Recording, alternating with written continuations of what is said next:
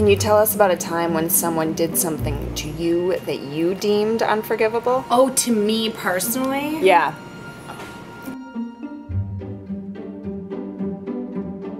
You can just catch me in the middle of the office. Yeah. What if the story is like super personal and I'm ashamed of it?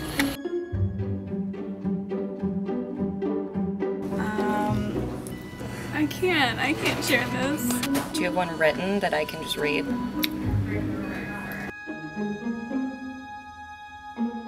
I helped a guy cheat on his girlfriend. You know, I was thinking about the time that I killed my bird, I think.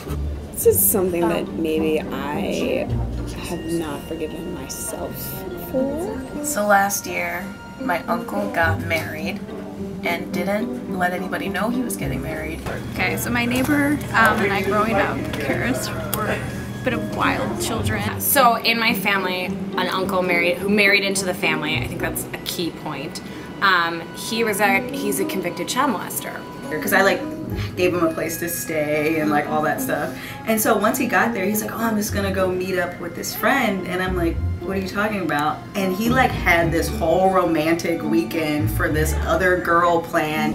You know, like one day I noticed it was like basically limp at the bottom of the cage.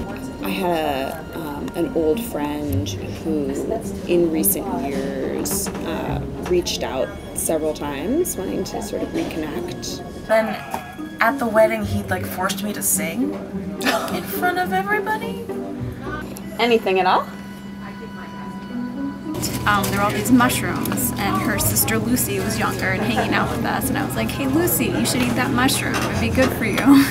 So Lucy ate the mushroom, and it turned out to be a poisonous mushroom, and Lucy's stomach had to be pumped.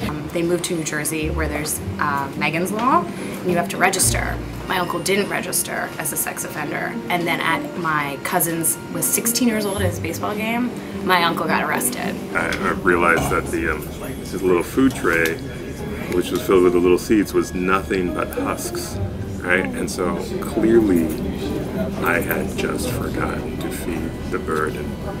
We don't speak, me or the guy or me and the girl, we don't speak anymore, but I felt pretty unforgivable for helping someone cheat on their girlfriend.